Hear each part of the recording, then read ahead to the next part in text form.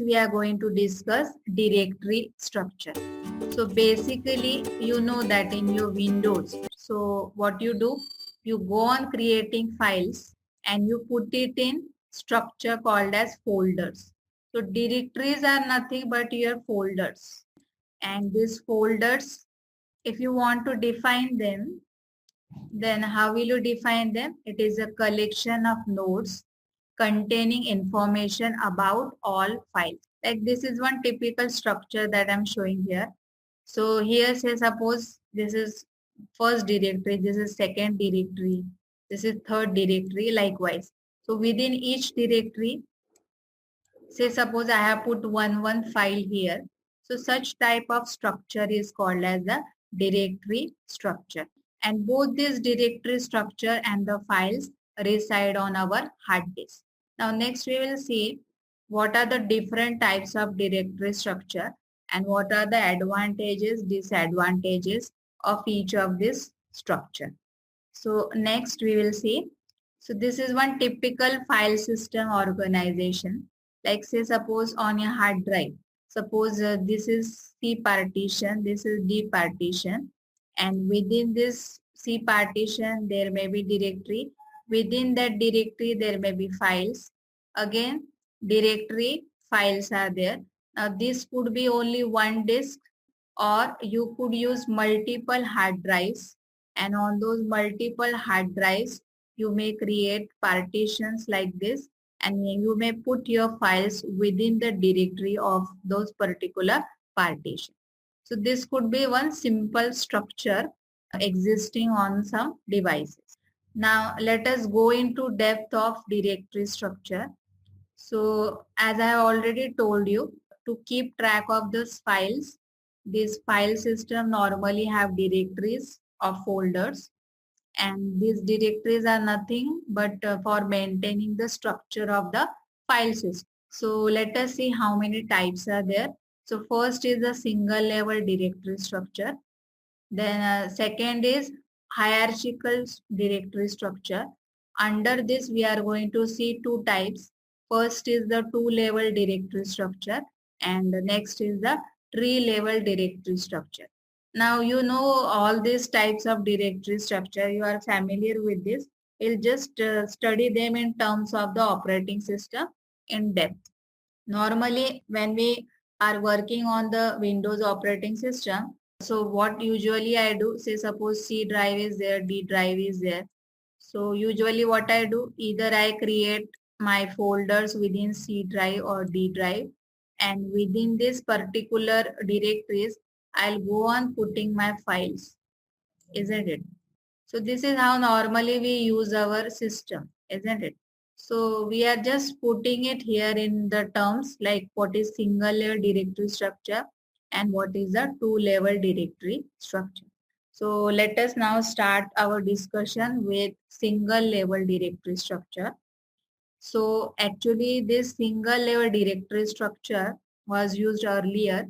So in that what was happening was that a single directory was maintained for all the users. Now, say suppose on a particular system, there may be multiple users. Now, for simplicity, say suppose I will say there are three users, A, B, and C. Suppose three users are there and they are utilizing your system. So what happens in single level directory is that a single directory is there for all the users. Means even though three users are there, there will be only single directory for storing all the files and folders for these three users. Now here I have taken some example. Now say suppose directory is there, like say suppose cat, bo, a, some names are there, and within each directory I have kept say suppose one file for simplicity. Now obviously there will be some advantages and disadvantages of this type of structure. So let us understand them. So what will be the advantage of this type of structure? First will be it is very simple to implement, isn't it?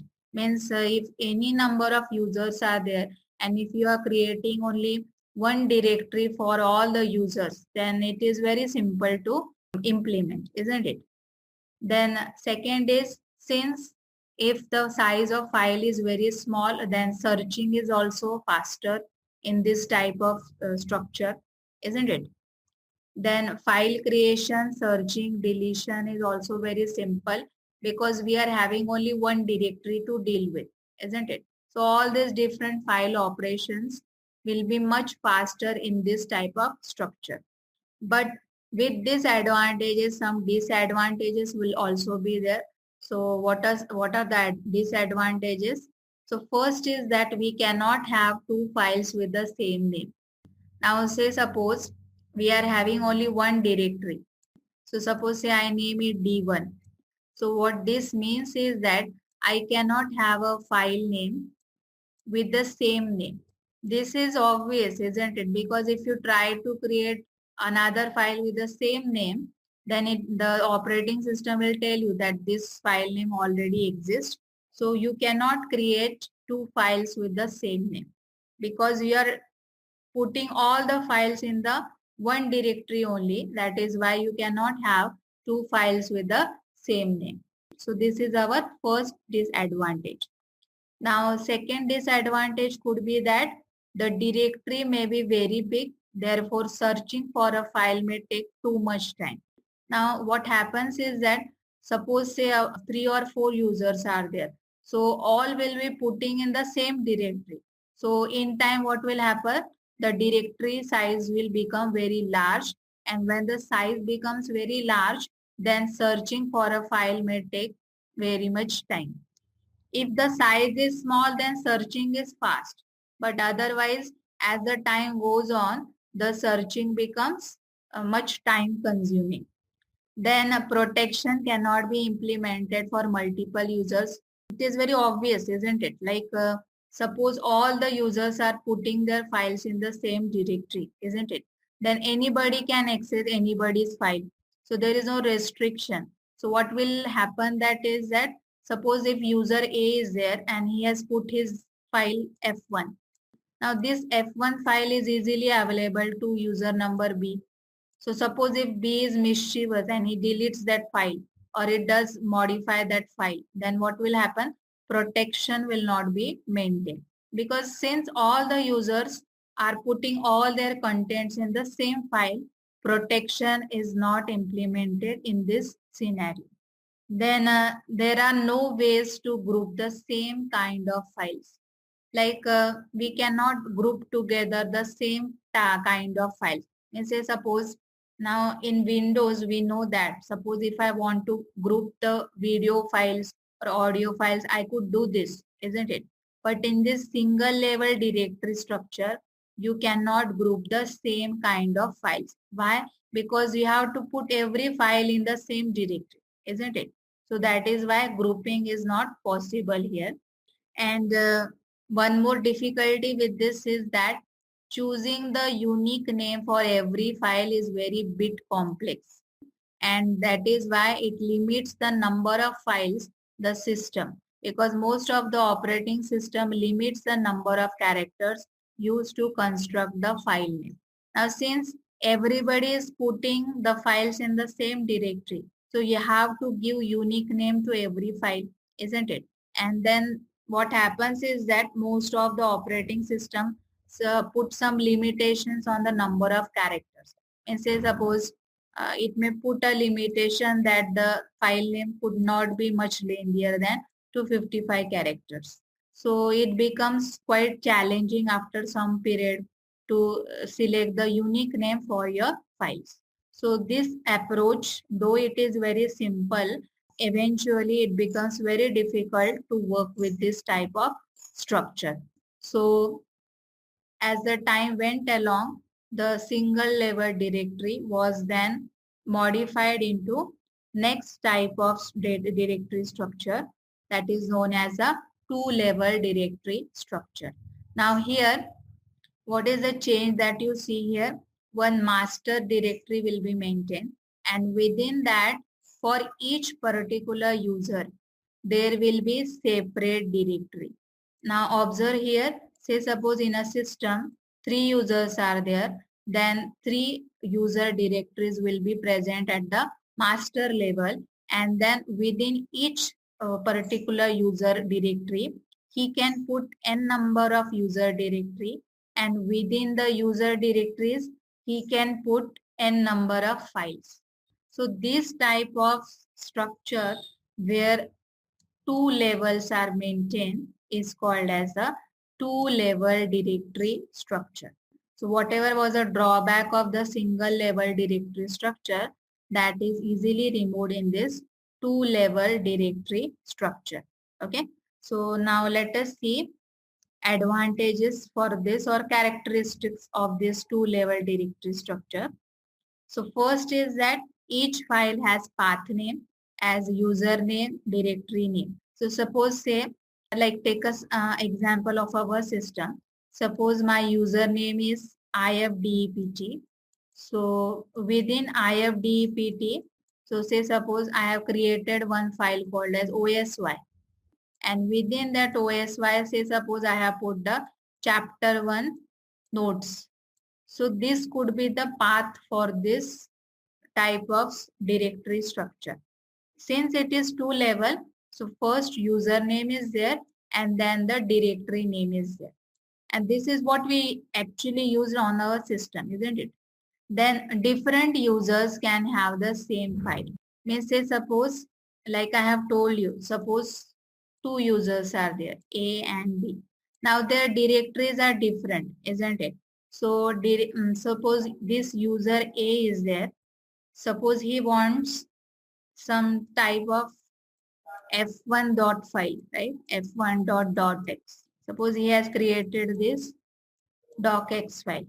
So similarly, user B could also have same file name, isn't it? So earlier in single level, it was not possible, but here it is now possible.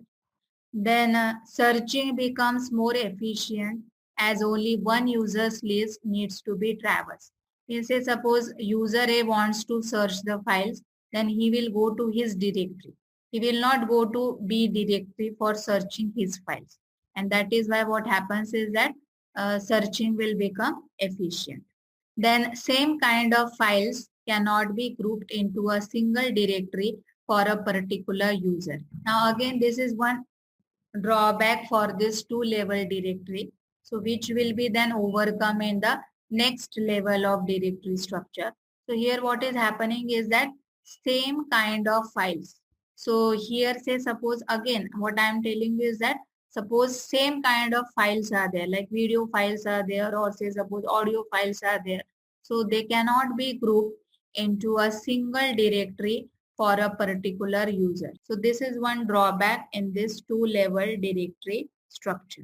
Next type of structure that we will discuss is the hierarchical directory structure, tree-level directory. So whatever was a fault in that earlier system, that is quite removed in this tree-level directory structure. So this is what is happening in our Windows operating system, that one root directory is there. Within that root directory, multiple user directories are there, and then each of the user may either create files or folders, and in this way such type of directory level structure could be maintained by the operating system. Now let us understand the features for this tree level directory structure. So first is that in tree structure directory system, any directory entry could either be file or subdirectory. Isn't that obvious in this diagram? See here this is a file and this is a directory. Yes, you could put anything anywhere. Then second is this tree structured directory system overcomes the drawbacks of two-level directory system. Like here what you could do, similar kind of files can now be grouped in the one directory. It's like I have given you example. All video files could be grouped in the one specific folders called as video folder. So that was not possible in the two-level directory structure. So that drawback is overcome in the tree level directory structure.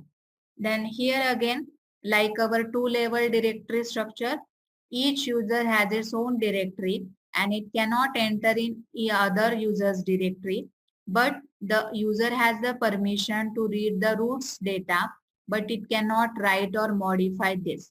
Only administrator of the system has the complete access to the root directory, isn't it? Like we know that, suppose say C is our root directory, isn't it? So suppose on a particular system, let us say MSK user is there and IFDPT user is there. Two users we have taken. So MSK user will access his directory structure and folders, and it could also see the contents of the root folder, but it cannot modify it. So similarly, MSK cannot look into the IFDPT user and IFDPT cannot look into the MSK content, but IFDPT could look the contents of this root directory, and only administrator can modify or change the data present in the root directory. So this is the advantage of having the tree level directory structure. And what is the advantage of this tree level directory? That searching becomes much more efficient in this directory structure. Earlier, you know that as the content goes on increasing, the searching will become difficult.